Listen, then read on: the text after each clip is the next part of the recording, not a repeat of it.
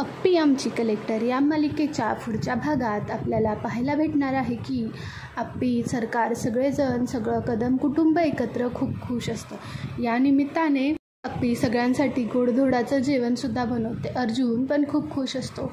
सगळे मिळून खूप खुश असतात आणि खूप मजा करतात. यात अमोल अर्जुनला म्हणतो की बाबा, आपण सगळे एकत्र फायनली कुटुंब झालं, आपण मंदिरात दर्शन घेऊयाला जाऊया का? त्यावर सरकार म्हणतात की हो अर्जा, आसगावच्या मंदिरात आपण कितीतरी दिवस झालो गेलो नाही रे. एकत्र कुटुंबाने अशी आपण पूजा केलीच नाही. मला काय वाटतं, आता एकत्र कुटुंब आलं आहे तर ह्या निमित्ताने आपण देवाची पूजा करूया का? अप्पी म्हणते की हो अर्जुन, मी सुद्धा खूप दिवस झाले आसगावला गेले नाही. या निमित्ताने आसगावला जाणंसुद्धा होईल आणि देवाच्या पायासुद्धा पडता येईल. खरं तर आपलं सगळं तिथूनच चालू झालं तर तिथेच आपला गोड शेवटसुद्धा केलेला मला खूप आवडेल. अर्जुन पण तयार होतो. मोना रुपाली केल्यामुळे खूप टेन्शनमध्ये असते. तिला आता टेन्शन आलेलं असतं की माझ्यावर कुठला बॉम्ब फुटू नये. जर या सगळ्यात माझं नाव आलं असतं तर यांनी मला हाकलून दिलं असतं. या टेन्शनमध्ये मोना असते. दिप्या मोनाला खूप खुश ठेवण्याचा प्रयत्न करत असतो. फायनली मोना खूप खुश असते. मोना दिप्या असं आपलं सगळ्यांसमोर प्रेम जाहीर करतोय म्हणून तिला खूप आनंद होत असतो. तिला आनंद होत असतो की फायनली माझा नवरा माझ्यावर प्रेम करायला लागला. त्या दिदीच्या आणि दाजीच्या फंद्यातून सुटून माझ्यावर लक्ष द्यायला लागला. नाहीतर या माणसाला दिदी आणि दाजी पुढे काही सुचतच नव्हतं. असं म्हणून मोना दिप्याला थँक्यू म्हणत असते. दिप्या तिथेच असतो तेव्हा मोना म्हणते की अहो ऐकलंत का? दिप्या म्हणतो बोल की गं मोना, काय झालं? मोना म्हणते की अहो माझं चुकलं. खरं तर मी रुपालीताईंना फोन द्यायला नको होता. त्यांच्या प्लॅनमध्ये मी सामील झाले, पण आता माझे डोळे उघडलेत. मी इथून पुढे कधीच वंशांना त्रास होईल असं वागणार नाही. दिप्या म्हणतो की मोना हे बघ, काय आहे ना, दीदीनं माझ्या खूप काही सहन केलं आहे गं.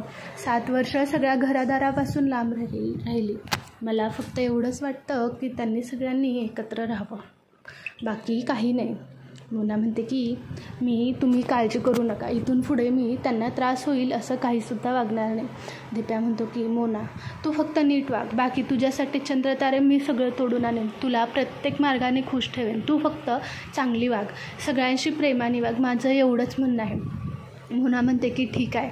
दिप्या म्हणतो मोना आपल्याला उद्या फिरायला जायचं आहे आसगावात. मोनाला असं वाटतं की आता हे मला आसगावलाच कायमचं घेऊन जातात की काय, म्हणून मोना दिप्याला म्हणते की अहो मी आत्ता तुमची माफी मागितली आहे ना, मग कशाला मला आसगावला नेताय, मी येणार नाही. दिप्या म्हणते अगं मोना, खरंच मी तुला काही तिकडे कायमचं नेत नाही आहे, आपण गणपतीच्या मंदिरात दर्शन घेऊन माघारी यायचं आहे. मोना म्हणते की खरं ना, खरं मला तुम्ही तिथे ठेवणार नाही ना? अहो मी चांगली वागते म्हणलं ना. दिप्या म्हणता अगं मोना किती भोळी आहेस का तू, आपण फक्त दर्शन घेऊन माघारी यायचं आहे, तू काळजी करू नकोस, आपण परत इथेच येऊन राहायचं आहे. तेव्हा मोना बोलते की बरं ठीक आहे, म्हणून ती तयारी करायला लागते. सगळेजण सकाळी लवकर उठून तयार होऊन मंदिरात जायला निघतात. तेव्हा अमोल म्हणतो की बाबा मी आज ना खूप खुश आहे, माझं एकत्र कुटुंब आहे आणि आज फायनली मी माझ्या कुटुंबासोबत देवदर्शनाला निघालो. हे स्वप्न मी 7 वर्षापासून बघत होतो. तेव्हा अर्जुन म्हणतो की बाळा तू खुश आहेस ना, बाकी काही नको, तुझ्या खुशीसाठी हे सगळे प्रयत्न चालू आहेत, तू फक्त खुश राहा, तुझा बाबा तुला कशाचीच कमी पडू देणार नाही. अमोल म्हणतो की हो बाबा. असं म्हणून सगळेजण गाडीत बसतात आणि आसगावला जायला निघतात. अप्पी पण खूप खुश असते की खूप दिवसांनी आपण जायला निघालो. फायनली आसगावच्या गावात त्यांची गाडी जाते. सगळेजण उतरतात, सगळेजण आजूबाजूच्यांशी बोलतात. अप्पी आली आहे म्हणून गावातले सुद्धा काही लोक अप्पीला भेटायला आलेत. अप्पीची सगळी खुशाली चौकशी करतात. अप्पीसुद्धा सगळ्यांना मनापासून सगळं विचारत असते. हे सगळं चालू असताना सरकार आणि कदम एकत्र बघून सगळ्यांचे डोळे फाटतात आणि म्हणतात की हे कधी एकत्र झालं. तेव्हा सरकार आणि कदम प्रेमाने आपल्या एकमेकांशी वागतात. ते सगळे गणपतीच्या मंदिराचं दर्शन घेतात. तर इकडे रुपालीचा मनी मावशीशी हात मिळवल्यामुळे मनीला अप्पीच्या घरचा पत्ता पाठवलेला आहे आणि रुपाली मोनाला फोन करून सांगते की मोना आता तू फक्त एवढंच कर की ती जी म्हातारी येईल तिला तू तुझ्या घरात कामाला ठेवण्यासाठी अप्पीला तयार कर. मोना म्हणते की अहो पण वंशांना कळालं तर ते मला घरात ठेवणार नाहीत आणि हे सुद्धा माझ्यावर खूप तापलेत. रुपाली म्हणते की तुला कायमचा अशा बंगल्यात राहायचं असेल तर बघ, नाही तर तुझं तू बघून घे. तेव्हा मोना बोलते की बरं ठीक आहे मी बघते, असं म्हणून ती फोन ठेवते. इकडे सगळेजण दर्शन घेतच असतात. सगळेजण आपापली देवासमोर प्रार्थना करतात की घर एकत्रच राहू दे. आणि अमोल देवाला म्हणतो की माझे बाबा आता कायमचे एकत्र येऊ दे. हे सगळं झाल्यानंतर खूप छान दर्शन होतं त्यांचं. इकडे मनी आपल्या दुसरं वेश बदलून घरात आप्पीच्या कामाला आलेली असते. रुपालीच्या प्लॅननुसार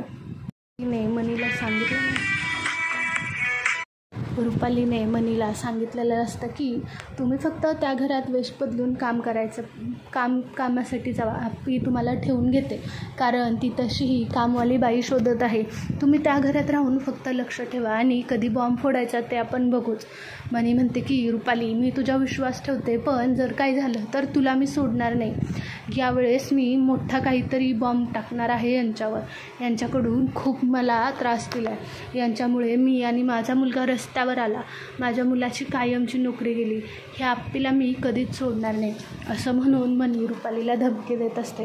रुपालीसुद्धा मनीला आश्वासन देत म्हणते की तुम्ही काळजी करू नका, मी पुढचं बघते काय करायचं ते. नोकरानीचा वेश घेऊन दारात जाते आणि तिला आप्पीचा एवढा राग आलेला असतो की ती स्वतःशीच म्हणते की आप्पे आता तुला मी सोडणार नाही.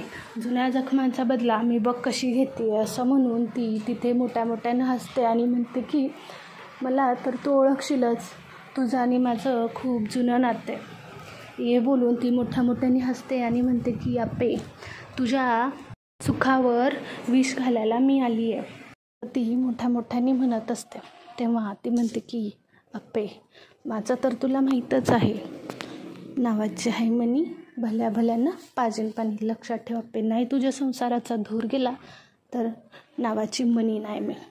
आप्पीवरचा राग दिवसेंदिवस वाढत चाललेला असतो. हे बघून रुपालीसुद्धा आगीत तेल ओतायचा प्रयत्न करते आणि सांगते की तुम्ही फक्त त्या घरात राहून लक्ष ठेवा, बाकी यांच्या सुखावर विरजन कसं घालायचं ते मला चांगलंच माहिती आहे. असं म्हणून रुपाली मनीला आप्पीच्या घरात पाठवते. मनी आप्पीच्या घरात वेश बदलून जाते. तेव्हा हे लोक दर्शन घेऊन पुन्हा पुण्यात यायलासाठी निघतात. खूप दिवसांनी आसगावला गेल्यामुळे सगळेजण खूप खुश असतात. सगळेजण आपापल्या अमोलला खुश ठेवायचा प्रयत्न करत असतात. अमोलसुद्धा देवापुढे ह्याच प्रार्थना करून आलेला असतो की मला आणि बाबाला एकत्र आणायचं आहे. तेव्हा तो गाडीत दिप्या शेजारी बसतो आणि म्हणतो की मामा आपलं कुटुंब एकत्र तर आलं, फक्त आता हे कुटुंब आणि बाबा एकत्र आले की पूर्ण होईल, असं म्हणून दिप्या म्हणतो की भाचे सरकार तुम्ही काळजी करू नका, आता इथून पुढं आपला तोच कार्य आहे, असं म्हणून ते दोघं खूप खुश असतात. इथेच आमची कलेक्टरचा भाग संपतो. तुम्हाला आपल्या चॅनलवरच्या अपडेट्स आवडत असतील तर लाईक करा, शेअर करा आणि सबस्क्राईब करायला विसरू नका. थँक्यू.